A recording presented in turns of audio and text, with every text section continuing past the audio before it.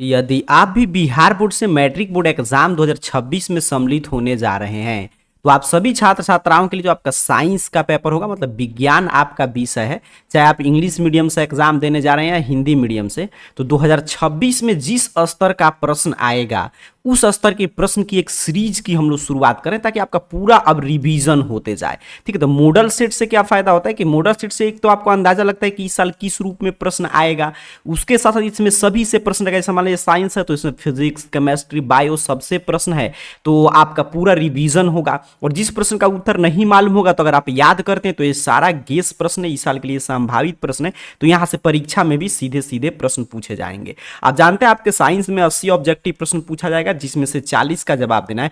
चलिए देखते हैं पहला मॉडल सेट। एक एक प्रश्न कभी भी आप क्लास को देखिए, अगर आपको मैट्रिक बोर्ड एग्जाम 2026 में साइंस के पेपर में अच्छा स्कोर करना है तो आप एक एक प्रश्न का उत्तर दीजिएगा, नहीं मालूम होगा तो रटते चलिएगा। पहला प्रश्न आने जा रहा है, ध्यान से चीजें समझेंगे। इंग्लिश और हिंदी दोनों माध्यम में प्रश्न है, जैसा कि एग्जाम में आएगा हूबहू उसी रूप में तैयार किया गया है।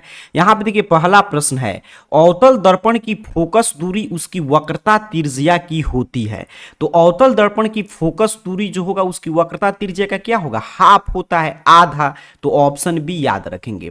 अब यहां से क्या प्रश्न बन सकता है, अगर कहे कि उत्तल दर्पण की फोकस दूरी, तभी हम कहेंगे ऑप्शन बी आधा होता है, क्योंकि कोई भी दर्पण हो, अवतल हो उत्तल हो, मतलब कि गोलीय दर्पण अगर हम लोग ले लें, कोई भी दर्पण हो, तो गोलीय दर्पण में क्या होता है कि आपका इसका फोकस दूरी जो होगा इसके वक्रता त्रिज्या के आधा होता है। या कभी कभी उल्टा पूछ लेता है तो इसका जो वक्रता त्रिज्या होगा वो फोकस दूरी के दो गुना होता है। ठीक, तो ऑप्शन बी सही उत्तर हो जाएगा पहले नंबर प्रश्न का। चलिए आगे बढ़ते हैं, दूसरा नंबर प्रश्न देख लेते हैं। करें, नेत्र लेंस की फोकस दूरी कम हो जाने से कौन सा दृष्टि दोष होता है। तो जब भी नेत्र लेंस का जो फोकस दूरी, जो आई लेंस होता है, उसका फोकस दूरी अगर कम हो जाएगा तो आपका मायोपिया हो जाता है, निकट दृष्टि दोष। तो ऑप्शन ए याद रखेंगे। और जब फोकस दूरी बढ़ जाता है तो दूरदृष्टि होता है। ठीक है, तो ये आपको याद रखना है। नेत्र लेंस की फोकस दूरी जब कम होगा तो मायोपिया होता है, जिसे हम लोग हिंदी में निकट दृष्टि दोष के नाम से जानते हैं। रटते चलिएगा एक एक प्रश्न। करें तीसरा नंबर प्रश्न, लघु पथन के समय परिपथ में विद्युत धारा का मान, कभी भी क्लास को देखिए, इसका कमेंट में लिखिएगा 3 और इसका आंसर जरूर दीजिएगा और अंत में बताइएगा जितना प्रश्न हम लोग चर्चा करेंगे उसमें से कितना आपका सही हुआ। लघु पथन के समय परिपथ में विद्युत धारा का मान, तो जब लघु पतन होगा मतलब यहां पे देखिए शॉर्ट सर्किट होता है, तो उस समय आपका परिपथ में विद्युत धारा का मान बढ़ जाता है। ठीक है, वेरी हाई, बहुत अधिक बढ़ जाता है। तो ऑप्शन सी याद रखेंगे। देखिए दो तरह के हम लोग विद्युत युक्ति में, जो घरेलू विद्युत उपकरण है, तो उसमें दो तरह के हम लोग संभावित खतरा के बारे में पढ़ते हैं। एक आपका होता है लघु पतन, शॉर्ट सर्किट होगा तो उस समय अधिक हो जाता है मान, और एक होता है ओवरलोडिंग, अति भारण जब पूछेगा तो हमारा जवाब होगा कम हो जाता है। ठीक है, तो ऑप्शन सी फिलहाल याद रखते चलेंगे। चौथा नंबर प्रश्न देखिए, करें निम्नलिखित में से कौन सा पद विद्युत परिपथ में विद्युत शक्ति को निरूपित नहीं होता, मतलब किससे हम लोग विद्युत शक्ति नहीं निकाल सकते हैं। तो आई आर स्क्वायर से हम लोग निकाल सकते नहीं, बाकी विद्युत शक्ति आई स्क्वायर आर फॉर्मूला से भी निकालते हैं, वी आई से भी निकालते हैं, वी स्क्वायर बटे आर से भी निकालते हैं। तो नहीं पूछा था, यहां पे ध्यान देने योग्य बात है। तो ऑप्शन बी सही उत्तर हो जाएगा। देखिए यहां पे कह रहा है कि which of the following expression does not represented electric power in an electric circuit, मतलब किससे जो है इलेक्ट्रिक पावर हम लोग नहीं निकाल सकते हैं सर। तो आई आर स्क्वायर से, आई स्क्वायर आर से निकालते हैं। ठीक है, ऑप्शन बी सही उत्तर हो जाएगा। आगे बढ़ते हैं, अगला प्रश्न देख लेते हैं 5 नंबर। कह रहा है आपसे कि अभिनेत्र लेंस की फोकस दूरी में परिवर्तन किया जाता है। तो अभिनेत्र लेंस की फोकस दूरी में पक्षांभी मांसपेशियों के द्वारा परिवर्तन किया जाता है। अभिनेत्र लेंस से सारा लाइट चैप्टर से प्रश्न है। अच्छा देखिए, अब हम लोग शुरू किए हैं, आपका डिमांड आएगा तो सभी सब्जेक्ट का मैट्रिक बोर्ड एग्जाम 2026 के लिए महत्वपूर्ण क्लास हम लोग लाइव यहाँ पे पढ़ना शुरू कर देंगे। तो आप लोग कमेंट बॉक्स में इसके बारे में बताइएगा। अभी ये सेट 1 है, तो जिस तरह से सेट बढ़ेगा उस तरह प्रश्न का स्तर बढ़ते चला जाएगा। तो इसका आपने याद कर लिया, ऑप्शन सी सही उत्तर है। छठा नंबर प्रश्न है कि विद्युत मोटर परिवर्तित करता है। विद्युत मोटर जो है किसको किस में बदलता है, तो आप पढ़ते हैं electric motor converts electrical energy into mechanical energy, मतलब विद्युत ऊर्जा को यांत्रिक ऊर्जा में बदलने वाले युक्ति अर्थात कि डिवाइस को विद्युत मोटर कहा जाता है। तो ऑप्शन बी छठे नंबर प्रश्न का सही उत्तर हो जाएगा। 7 नंबर प्रश्न देखेंगे। कह रहे हैं आपसे कि विद्युत बल्ब के फिलामेंट में किस तत्व का उपयोग होता है? तो विद्युत बल्ब के फिलामेंट में टंगस्टन का उपयोग होता है। किसका उपयोग होता है? टंगस्टन का। ऑप्शन ए सही उत्तर हो जाएगा 7 नंबर प्रश्न का। चलिए आगे बढ़ते हैं, 8 नंबर प्रश्न देख लेते हैं। कह रहा है कि एक साधारण प्रिज्म कितने सतह से घिरा होता है? तो एक साधारण प्रिज्म 5 सतह से घिरा होता है। कितने सतह से? 5। ऑप्शन सी सही उत्तर हो जाएगा। 9 नंबर प्रश्न है कि प्रतिबिंब का आकार हमेशा वस्तु के बराबर है तो दर्पण होगा। मतलब कि यहां पे आपने समझ लिया, पर एक तो ये कॉमन सा देखिए, कुछ चीजें होता है जहां पे समझने योग्य बात होता है, कुछ चीज थ्योरी होता है जिसको आपको रटना ही पड़ेगा। साधारण प्रिज्म कितने सतह से घिरा होता है? 5 सतह से। प्रतिबिंब का आकार अगर हमेशा वस्तु के बराबर बने, मतलब जितना बड़ा प्रतिबिंब उतना बड़ा प्रतिबिंब, मतलब u बराबर भी हो जाए, तो ये कंडीशन हम लोग किस में पढ़ते हैं? समतल दर्पण है। समझे, जितना बड़ा प्रतिबिंब उतना बड़ा प्रतिबिंब, तो समझ रहे हो कौन सा दर्पण होगा? समतल दर्पण में एक कंडीशन बनता है, तो ऑप्शन सी सही उत्तर है। 10 नंबर प्रश्न आपसे कह रहा है कि विद्युत यहां पे चुंबक प्रेरण की खोज किसने की थी? तो विद्युत चुंबक प्रेरण की खोज किसने किया था, ये आपसे प्रश्न पूछा है, तो फैराडे ने। यहां पे देखेंगे इलेक्ट्रोमैग्नेटिक इंडक्शन किसने डिस्कवर किया? फैराडे ने। ऑप्शन बी रटते चलेंगे। आगे बढ़ते हैं, 11 नंबर प्रश्न देख लेते हैं।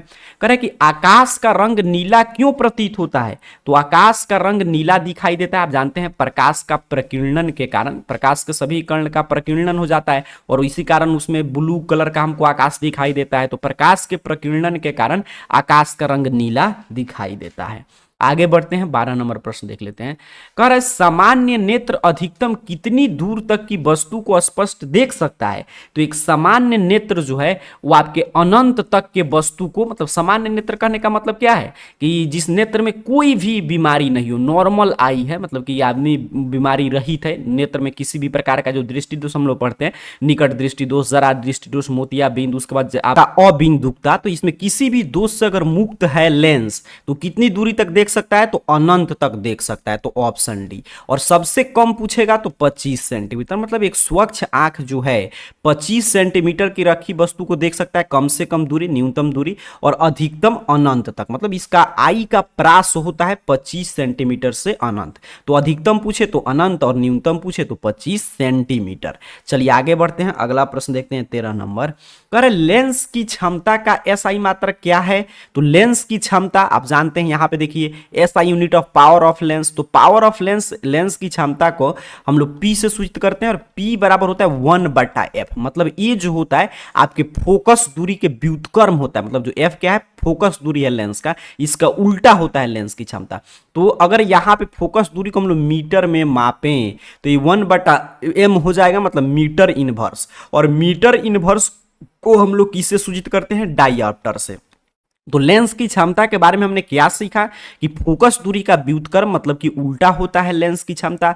अगर फोकस दूरी मीटर में मापे तो लेंस का क्षमता 1/मीटर अर्थात कि मीटर इनवर्स, या इस हम लोग डायऑप्टर भी बोलते हैं। तो इसका सही उत्तर क्या हो जाएगा? डायऑप्टर दिया नहीं है तो मीटर इनवर्स हो जाएगा, ऑप्शन सी सही उत्तर है। आगे बढ़ते हैं, 14 नंबर प्रश्न देखें। तो कह रहा है कि अभिक्रिया CuO और H2 में Cu प्लस H2O में किसका उपचयन होता है? ये आपसे पूछ रहा है, तो किसका उपचयन हो रहा है? तो यहां पे देखिए H2 का। किसका उपचयन हो रहा है? H2 का। देख रहे हैं ना, क्योंकि यहां पे H2 है, यहां पे देखिए कौन ऑक्सीडाइज्ड हो गया? तो H2 था यहां पे और इसमें यहां पे ऑक्सीजन मिल गया, मतलब ऑक्सीडाइज्ड हुआ, तो ऑप्शन बी सही उत्तर हो जाएगा। आगे बढ़ते हैं, 15 नंबर प्रश्न देखें। तो कह रहा है कि सोडियम की संयोजकता क्या है? तो सोडियम की संयोजकता देखिए, Na कितना है अपना? 11 है Na, और 11 है तो आप ऐसे निकालेंगे इलेक्ट्रॉनिक विन्यास, तो 2, 8, 10 और 1 बाहर, तो यहीं इसकी संयोजकता हो जाएगा 1। ऑप्शन ए सही उत्तर है 15 नंबर प्रश्न का। ध्यान से चीजें समझते चलिएगा। अब 16 नंबर प्रश्न देखिए आपसे क्या कह रहा है। 16 नंबर प्रश्न है कि एल्केन का सामान्य सूत्र। देखिए इससे प्रश्न नहीं आए मैट्रिक बोर्ड एग्जाम 2026 में, ऐसा हो ही नहीं सकता। एल्केन, एल्कीन, एल्काइन से प्रश्न आएगा ही आएगा। तो एल्केन जब भी पूछे, इसको नोट करके रट लीजिए, तो तो एल्केल का जनरल फॉर्मूला मतलब सामान्य सूत्र पूछता है तो CnH2n+2 होता है। अच्छा, दूसरा हम लोग क्या पढ़ते हैं, एल्कीन। तो एल्कीन का जब सामान्य सूत्र पूछेगा तो होता है आपका CnH2n होता है। तीसरा हम लोग क्या पढ़ते हैं सर, एल्काइन पढ़ते हैं, एल्काइन पढ़ते हैं आपका।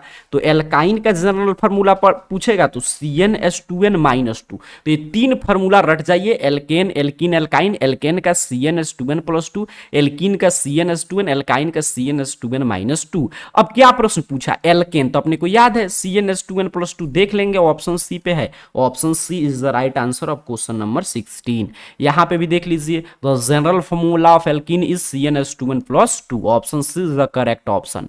नेक्स्ट क्वेश्चन 17 नंबर कह रहा है कि उदासीन विलयन का पीएच मान। अब देखिए पीएच जो मान होता है आपका, जिसको लॉरेंसन ने आपका विकसित किया था पीएच स्केल, तो पीएच स्केल क्या होता है कि ये बताएगा कि कोई भी जो जलीय विलयन है वो अम्लीय है या उदासीन है या क्षारीय है। अब इस पे जो होता है आपका 7 जो होगा सेंटर में, ये उदासीन बताता है कि 7 किसी का क्षारीय मतलब कि 7 जो है किसी विलयन का पीएच मान है तो क्या है, उदासीन है, न्यूट्रल है। अच्छा, 7 से अगर इस तरह कम है, मतलब आपका 1 2 3 4 5 है तो अम्लीय है, 7 से अधिक है तो क्षारीय। तो उदासीन विलयन का पीएच मान 7 के बराबर होगा, मतलब इक्वल टू 7। तो उदासीन विलयन जब भी पूछेगा 7, अम्लीय विलयन पूछे तो 7 से कम, क्षारीय पूछे तो 7 से अधिक। तो अपने को ये रट के रखना है, ऑप्शन सी 17 का सही उत्तर हो जाएगा। 18 नंबर प्रश्न देखिए क्या कर रहा है कि आवर्त सारणी में कितने वर्ग हैं। तो आवर्त सारणी में 18 वर्ग हैं, ऑप्शन डी सही उत्तर हो जाएगा 18 नंबर प्रश्न का। ठीक है, आवर्त सारणी में कितने वर्ग हैं, 18। देखिए आवर्त सारणी जो पीरियोडिक टेबल हम लोग पढ़ते हैं उसमें जब भी ग्रुप्स पूछे, ग्रुप्स की बात करें, कंफ्यूज नहीं होना है, मतलब कि वो वर्ग की बात कर रहा है तो ग्रुप्स अर्थात कि वर्ग अपना इसमें 18 है। और जब भी पीरियड्स की बात करें तो पीरियड्स इसमें कितना है आपका 7 होता है। पीरियड्स मतलब आवर्त। तो आपने दोनों, मैं हर एक प्रश्न से जो भी प्रश्न इसके आसपास भी बन सकता है वो भी लिखा दे रहा हूं, इसलिए पेन कॉपी लेकर एक एक चीज रटते चलिएगा क्लास में। तो आवर्त सारणी में जब भी ग्रुप्स की बात करें, आपका वर्ग की बात करें तो 18, और जब भी पीरियड्स अर्थात कि आवर्त की बात करें तो 7 होता है, रटते चलेंगे। 19 पे प्रश्न पूछा है कि कौन सा अधातु विद्युत का सुचालक होता है। तो कौन सा अधातु, तो ऐसा हम लोग पढ़ते हैं कि अधातु जनरली विद्युत के कुचालक होते हैं, ठीक है, बैड कंडक्टर होते हैं। लेकिन पूछ रहे कौन गुड कंडक्टर होता है, कौन सुचालक है। तो ये अपवाद से प्रश्न, धातु अधातु के जो हम लोग का चैप्टर उसे अपवाद से खूब प्रश्न आता है। तो ग्रेफाइट अधातु होते हुए भी विद्युत का सुचालक है, मतलब ये क्या है, अपवाद है। तो ऑप्शन बी ग्रेफाइट सही उत्तर है। कार्बन क्या है आपसे पूछ रहा है, तो कार्बन क्या है सर, अधातु है।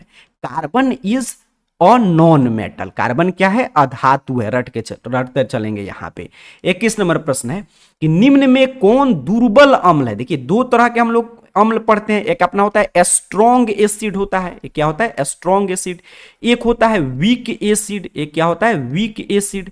दो तरह के एसिड हम लोग पढ़ते हैं। स्ट्रॉन्ग एसिड मतलब जो जिसका जलीय विलयन जो है, मतलब जिसको अम्ल को जल में घोला जाए तो अधिक मात्रा में H+ आयन दे, और वीक एसिड मतलब जो कम मात्रा में H+ आयन दे। ठीक है, ये अधिक मात्रा में देंगे, कम मात्रा में देंगे। तो कौन इसमें से दुर्बल अम्ल, अच्छा HCl क्या है, परबल अम्ल है।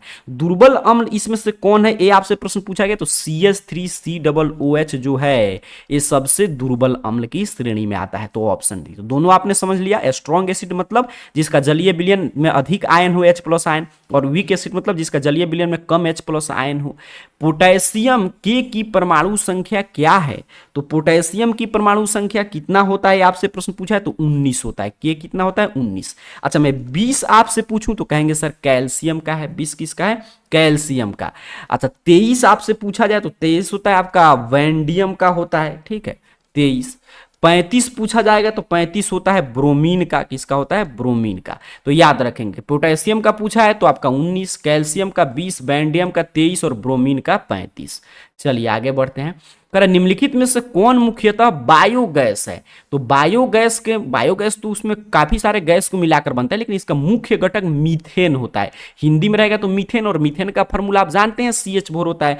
तो बायोगैस जो होता है उसमें मुख्य रूप से क्या होता है? CH4, मतलब कि अपना मीथेन। ये लगभग 50 से 70% रहता है, और 25 से 45% में आपका कार्बन डाइऑक्साइड भी रहेगा, हाइड्रोजन भी, हाइड्रोजन सल्फाइड भी, आपका जल वाष्प भी इसमें रहता है, नाइट्रोजन भी रहता है, थोड़ा सा ऑक्सीजन भी रहता है, फिर आपका NH3 अपना अमोनिया भी रहता है। तो मीथेन गैस में सारे गैसों का मिश्रण होता है। यहाँ पे मैं थोड़ा सा नीचे की तरफ करूँ, यहाँ पे देख लीजिए, सारे गैसों का मिश्रण होता है, लेकिन इसमें 50 से 60% क्या होता है? आपका मीथेन होता है। बायोगैस नहीं तो ये सभी उसमें पाया जाएगा। आपका मीथेन हो गया, 25 से 45% में carbon dioxide, hydrogen H2, hydrogen sulphide, जलवाष्प, नाइट्रोजन, ऑक्सीजन, अमोनिया, सभी चीज पाया जाएगा। तो ऑप्शन भी फिलहाल रट के जाएंगे। साधारण नमक का रासायनिक सूत्र, बहुवर टाइप प्रश्न है। What is the chemical formula of common salt? तो कॉमन साल्ट का केमिकल फॉर्मूला क्या होता है? NaCl, sodium chloride. Option B सही उत्तर हो जाएगा 24 नंबर प्रश्न का। आगे बढ़ते हैं, 25 नंबर प्रश्न देखें। तो कह रहा है किसी अभिक्रिया में भाग लेने वाले पदार्थ कहलाते हैं। तो किसी अभिक्रिया में भाग लेने वाले पदार्थ अभिकारक कहलाते हैं। क्या कहलाते हैं? अभिकारक, मतलब रिएक्टेंट कहलाते हैं। तो ऑप्शन सी सही उत्तर हो जाएगा। चलिए आगे बढ़ते हैं, 26 नंबर प्रश्न देख लेते हैं। कह रहा है कौन शून्य वर्ग का तत्व है? कौन जो इसमें से शून्य वर्ग का तत्व है? तो हीलियम। हीलियम क्या है? शून्य वर्ग का तत्व है। ऑप्शन सी सही उत्तर हो जाएगा। आगे बढ़ते हैं, 27 नंबर प्रश्न कह रहा है स्वपोषी पोषण के लिए आवश्यक है। तो स्वपोषी पोषण के लिए देखिए क्या आवश्यक है? कार्बन डाइऑक्साइड तथा जल, क्लोरोफिल। मतलब स्वपोषी पोषण क्या होता है? जिसके माध्यम से आपके पेड़ पौधे जो है हरे, मतलब कि पौधे अपना भोजन वगैरह बनाते हैं, तो स्वपोषी पोषण उसे बोलते हैं। और आप जानते हैं पेड़ पौधे को भोजन बनाने के लिए क्या चाहिए? सबसे पहले हरा भरा, मतलब उसमें क्लोरोफिल होना चाहिए, सूर्य का प्रकाश उसको मिलना चाहिए, कार्बन डाइऑक्साइड और जल मिलना चाहिए। तो सभी चीज जरूरी है। तो ऑप्शन डी सही उत्तर हो जाएगा। 28 पे प्रश्न है कि निम्न में कौन प्रकाश संश्लेषी अंग है? तो पत्ती क्या होता है? प्रकाश संश्लेषी अंग होता है। ऑप्शन सी रटेंगे, बायो से। इसलिए मैं शुरू में ही बोल दिया कि मॉडल पेपर से यहीं से बेनिफिट है हम लोग का, कि फिजिक्स से भी प्रश्न मिला, केमिस्ट्री से भी, और आपका बायो से भी। तो बेसिक स्तर के प्रश्न जिस तरह लेवल बढ़ेगा उस तरह प्रश्न का स्तर बढ़ते जाएगा। और आप लोग का अगर डिमांड आएगा कि टाइम देकर कभी भी उस समय हम लोग लाइव क्लास करें, ताकि लाइव में आप लोग उत्तर दे पाएं, तो वो भी आप कमेंट बॉक्स में बताइएगा, और सभी विषय का क्लास शुरू कर दिया जाएगा, क्योंकि अब एग्जाम में बिल्कुल कम समय है। मनुष्य के शरीर की सबसे बड़ी ग्रंथि है। तो हमारे शरीर की सबसे लार्जेस्ट ग्लैंड क्या है? यकृत है। क्या है सर? यकृत है। ऑप्शन ए रट के जाएंगे। पादप में जाइलम के लिए उत्तरदायी है। तो पादप में जाइलम जो है जल के वहन के लिए उत्तरदायी है, ये याद रखेंगे। जल के वहन के लिए क्या उत्तरदायी है? जाइलम। अच्छा, भोजन के वहन के लिए फ्लोएम। तो ये दो प्रश्न हमेशा घुमा फिरा कर पूछता है कि पादप में फ्लोएम किसके लिए उत्तरदायी है? भोजन के वहन के लिए। जाइलम तो जल के वहन के लिए। तो जाइलम पूछा था, तो ऑप्शन ए। 31 नंबर पे प्रश्न पूछा है कि एक कोशिकीय शैवाल में जल का परिवहन होता है। तो एक कोशिकीय शैवाल में जल का परिवहन विसरण द्वारा होता है। किसके द्वारा होता है? विसरण द्वारा। ऑप्शन सी याद रखिएगा। मछली के हृदय में कितने कोष्ठक होते हैं? तो मछली के हृदय में आपके मतलब कि दो ही कोष्ठक होता है, एक नीलय और एक आलिंद होता है। तो ऑप्शन ए सही उत्तर हो जाएगा। 33 पे प्रश्न है निम्नलिखित में कौन एमिनो अम्ल के विखंडन से बनता है? तो एमिनो अम्ल के विखंडन से CO और NH3 बनता है। ऑप्शन डी सही उत्तर हो जाएगा 33 नंबर प्रश्न का। 34 पे प्रश्न है कि ऑक्सीन है। तो ऑक्सीन क्या है? तो ऑक्सीन एक हार्मोन है। ऑक्सीन इज अ हार्मोन, पादप हार्मोन है। तो ऑप्शन ए सही उत्तर हो जाएगा। दो तरह के हार्मोन हम लोग एक पादप में जो पढ़ते हैं पादप हार्मोन, और हम लोग में जो पढ़ते हैं तो नर में तो नर हार्मोन, मादा में मादा हार्मोन। देखिए आ ही गया प्रश्न। कह रहा है कि एक नर हार्मोन है, इसमें से नर हार्मोन कौन है? तो टेस्टोस्टेरोन। टेस्टोस्टेरोन एक प्रमुख नर हार्मोन है, आप जानते हैं, जो उत्तरदायी है किसके लिए? हमारे मतलब कि पुरुष में पुरुषत्व गुण के लिए उत्तरदायी होता है टेस्टोस्टेरोन। तो ऑप्शन डी सही उत्तर है। इनमें कौन अलैंगिक जनन की विधि है? ये आपसे प्रश्न पूछा जा रहा है। तो विखंडन, मुकुलन, द्विखंडन, ये सभी क्या है? अलैंगिक जनन की विधि है। तो ऑप्शन डी सही उत्तर हो जाएगा। 37 नंबर प्रश्न देखिएगा, कह रहे पराग कोश में होता है, तो पराग कोश में पराग कण पाए जाते हैं। क्या पाए जाते हैं? पराग कोश में पराग कण। पराग कण कहाँ पाए जाते हैं? तो पराग कोश में। बात वही है। आगे बढ़ते हैं, अगला प्रश्न देख लेते हैं। कह रहे अनुवांशिकी गुणों का संदेश, तो आप जानते हैं अनुवांशिकी गुणों का संदेश किसमें होता है? डीएनए अणु में। तभी तो डीएनए टेस्टिंग वगैरह से पता लगाया जाता है। तो ऑप्शन ए सही उत्तर हो जाएगा। 39 पे प्रश्न है, सारा बायो से प्रश्न चल रहा है। किस वैज्ञानिक को अनुवांशिकी का पिता कहा जाता है? तो आप जानते हैं ग्रेगर जॉन मेंडल ने, जो अपना मटर वगैरह पे प्रयोग किए थे, जिसमें आपने लक्षण अनुपाती सभी चीज के बारे में बताए थे। आगे जब सब्जेक्टिव का डिमांड आएगा तो उसमें हम लोग समझेंगे। अभी ऑब्जेक्टिव है तो सीधे पूछेगा कि फादर ऑफ जेनेटिक्स, तो ग्रेगर जॉन मेंडल जो मटर पे प्रयोग किए थे। तो ऑप्शन बी सही उत्तर हो जाएगा।